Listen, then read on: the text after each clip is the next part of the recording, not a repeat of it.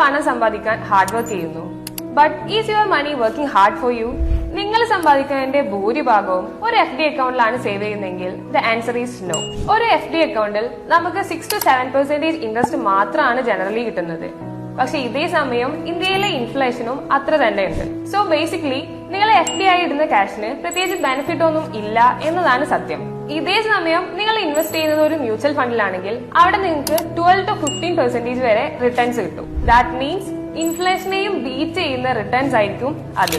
ഒരു എക്സാമ്പിൾ പറയുകയാണെന്നുണ്ടെങ്കിൽ നിങ്ങൾ ഒരു 1 lakh rupees 10 yearsന് ഒരു FD അക്കൗണ്ടിൽ ഇടുകയാണെന്നുണ്ടെങ്കിൽ അവിടെ 10 yearsന് ശേഷം നിങ്ങൾക്ക് റിട്ടേൺസ് കിട്ടുക 96,000 rupees ആണ്. അതേസമയം നിങ്ങൾ ഈ സെയിം എമൗണ്ട് ഒരു ആവറേജ് 13% CAGR കിട്ടുന്ന മ്യൂച്വൽ ഫണ്ടിൽ ഇൻവെസ്റ്റ് ചെയ്യുമ്പോൾ അവിടെ നിങ്ങൾക്ക് 2.5 lakh ആയിട്ട് റിട്ടേൺസ് കിട്ടും.